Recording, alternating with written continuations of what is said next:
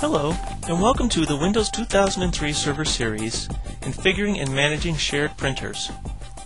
In this video, I will show you how to install printers, how to share printers, and how to manage those shared printers. In Windows 2003 Server, shared printers are considered a print server role, and we can always look at our roles by going to the Start menu, going up to Programs, going to Administrative Tools, and then to Manage Your Server. And you'll see right now it is not an installed role. If we go up to Add or Remove Roles, you will see that the Print Server role is actually listed right there. Now we can go through and configure it this way, and it doesn't make a whole lot of sense because it doesn't do much except for just add a printer. The best way to go ahead and actually install this role is just to go ahead and set up a printer yourself, and then as soon as you go to share that printer, it automatically installs the Print Server role. So we're going to do it that way. We're going to go Cancel here, and we're going to go ahead and close this up. So now we're going to go down to the Start menu. We're going to go to Settings, and we're going to go to Printers and Faxes. And we click on that, it brings up the Printers and Faxes dialog box, and we're going to go ahead and maximize that.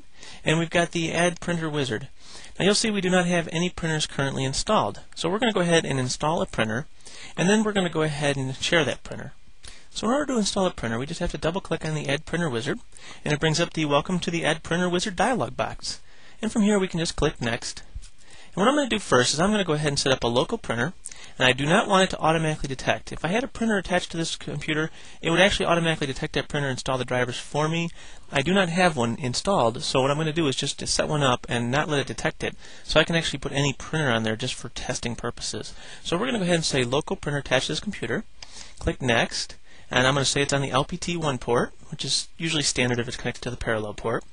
And then we're going to click Next, and it's going to give me some choices of what I want to install. So for this one, what I'm going to do for this local printer is going to install an HP 895 CSC just to show you how it's done. Click Next. We're going to say printer name yes, that's fine. And then here it asks us, do we want to share this printer or not? And if we want to share it, we just click this and it will go ahead and put a shared name in there, which we can change. Just put it to HP 895 if we want. And it will automatically share that printer. Or we can say do not share this printer, we can share it later. And I'll show you how to do that now. So we're going to just go ahead and click Next. And it says, do we want to print a test page? Well, since I don't really have a printer hooked up, I'm going to say no on that. But you can just to make sure that the communications with that printer is working after you successfully install that printer. So we're going to click Next, and then it's going to give us the summary of what we're doing. And when we click Finish, it's going to go through a little process and install some drivers. And it only takes a second or two here, so I'm just going to bear with me. There we go. And now we have our first printer. And you'll notice it's our default printer because it's got this little black checkbox there. If we had more than one printer, we could set a different printer as default, and we'll do that in a minute too. So right now we've got one printer installed, and now we just want to share it. So in order to share this printer, we just have to do a right mouse button click on it, go down to the Sharing menu item, which brings up the actual properties page for this printer. And you will see that the Sharing tab is already selected for us. And all we have to do to share this printer is click on this dialog box here, Share this printer. And then we can change the share name if we'd like, but 895 is just fine, HP 895, and just click Apply. And that will share the printer. And when we click OK, you will see it's got a little hand icon underneath the printer, meaning that it is a shared printer. And to prove that, we can also just look at it through the network. So we're going to go ahead and minimize this, and we're going to go through the network, entire network, Microsoft Windows, test group, and the test server. And you will see 895 is now a shared printer. It shows up for other users to use. If they're using Windows XP as a client, it will automatically install the driver for them because it can use the same driver as Windows 2003 Server. And in a minute I will show you how to install additional drivers that will automatically be installed for lower-end clients like Windows 98 or Windows 95 or even all the way back to Windows NT 4.0 if you'd like to.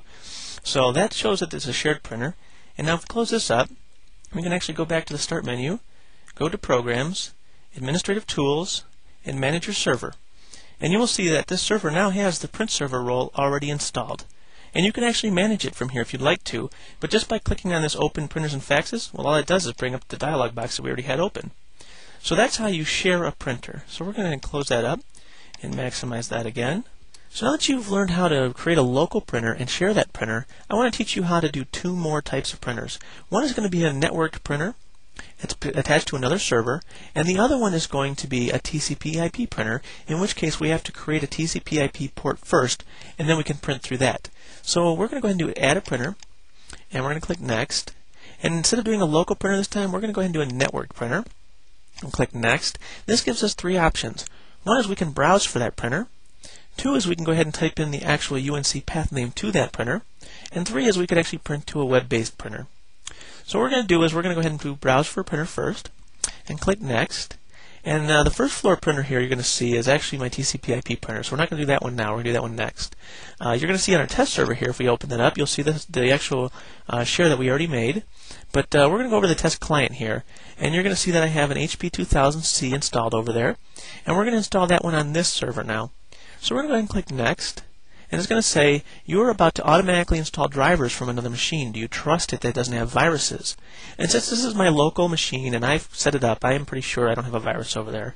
So I don't want to transfer it to my server, so you want to make sure that you trust the print server you're getting those actual printers from. Because if it was a virus on there, it would transfer to your server. So we're just going to go ahead and click Yes. And then it's going to ask if I want it to be a default printer, and no, I do not. I'm going to leave my local one as my default, and click Next. It gives us a summary page, in which case we just click Finish, and we now have another printer installed on our server. So now we're going to move on to the last type of printer I want to demonstrate installation, and that's a TCP/IP printer. So we're going to go to Add Printers, and we're going to go Next. And now you would think, since it's a TCP/IP based printer, which is a network printer, we would go through network printing, but we do not. We actually have to create a local TCP/IP port first, and then we print that local TCP/IP port, which then sends the print job to the networked printer. So that can be a little confusing for people new to networking and new to setting up printers, and it's like that in Windows 2000 and Windows 2003 servers. So we're just going to go ahead and click Next, and XP actually. So we don't want to use an LPT port. What we have to do is we have to create a new port. And the way we do that is we go down here and say Create New Port, and it's not going to be a local port, it's going to be a TCP/IP port. So when we click on that and click Next, it brings up the Add New Port wizard. And all we have to do is click Next, and it asks us for that either the printer's name or IP address. And we're going to go by IP address here. I just have it 10.10.10.10, and then a port name. And we can leave it at that, or we could actually change it to Xerox, something that we understand for that port. And then we can go ahead and click Next. And what it's doing now is it's creating that actual LPR port locally on this server. And we click Finish now. It's a standard port. And now we can go ahead and click on the drivers we want to install for that printer, and we'll be all set. So we're going to go down to Xerox. I'm going to do it to be the DocuCenter 230. And we're going to go ahead and select Next. And we can leave the printer name as just fine. We're not going to have that as our default. So we'll click Next. And we're going to just go ahead and share this one. And we're going to call it Xerox Doc. That's fine. And click Next, and we're not going to worry about a location or a comment. And finish, no test page, no. And then when we finish, it will install the drivers for that DC230, and there. Now we have a TCP/IP printer installed, the Xerox DocuCenter 230. So now I'm just going to go ahead and show you how to set the default printer on that particular server. So right now you'll see that the 895 CSC is the default printer on this server. All we have to do is come over to the DocuCenter, right mouse button click on it, and say Set as Default Printer. Now whenever I print documents by default, it goes to this printer as opposed to the local printer. So now we have successfully installed 3 different types of printers on this server, 2 of which are shared, and 1 was shared from another server. And when we installed this particular printer, if you'll remember right, the drivers automatically installed from that server to our client. And that's what's going to happen if anybody tries to connect to these 2 printers to this server with either Windows XP, Windows 2000, or Windows 2003 clients. Well, what about Windows 95, Windows 98, and NT40? Well, we can actually install those drivers on here also, and then it will automatically install those for those clients too. So we'll just go ahead and right click on the Xerox, and we go to the Sharing tab again, and down here there's a spot to install additional drivers. And when we click on additional drivers, you will see we have the option of installing Itanium drivers. We can install drivers for Windows 95, Windows 98, and Windows Millennium Edition, and Windows NT40 if we want to. So what we're going to do is we're going to install some drivers for this series of class of clients, 95, 98, and Millennium, by clicking on the box here and clicking OK. And when we do that, it will say, okay, where are these drivers you want to use? And we'll click Browse, and I just happen to have the 95 drivers available. I downloaded from the internet, from Xerox's website, for those clients, and click OK. And it will say, okay, we found drivers for the 230, and click OK. And it will install those drivers now, and boom, we're done. And when we click Close now, it doesn't look any different, but now Windows 95, Windows 98, and Windows Millennium Edition clients that connect to this server to print to that printer will have their drivers automatically installed for you. You won't have to take a driver's disk with you to those clients. So now that we have our printer successfully installed and shared, let's look at some of the things we can do to manage those printers. So we're going to right-click on our printer and go down to Properties, and that brings up the General tab on the device. And you will see that it gives you some information. It allows you to change printing preferences and print a test page if you'd like. We can also look at the port it's using. In this case, it's the Xerox port we created. We can also change that port if we wanted, just say if we move the printer to a COM port. Another great thing is we can enable printer pooling. Printer pooling gives you the ability to take two exact same printers. Let's just say that this file port was another printer of Xerox capability, the same kind of printer, and can use the same driver. I can select them both into a pool. Now what will happen is if someone prints to this printer on my server, it will automatically look at these two printers to see which one's the least busy and send the job to that one, a way of load balancing your print jobs. So that is a neat feature. And then we can always go over to the Advanced tab over here, and we can set time. Like if I don't want this printer available for everyone all day long, I can set it just so it's available during work hours only, say from 8 a.m. till 5 at night. So now that printer is only available during those hours. You cannot print to it after hours.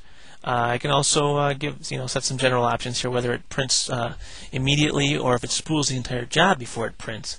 Then, of course, there's a Security tab. And this is where you can set access rights depending on who has rights to the printer.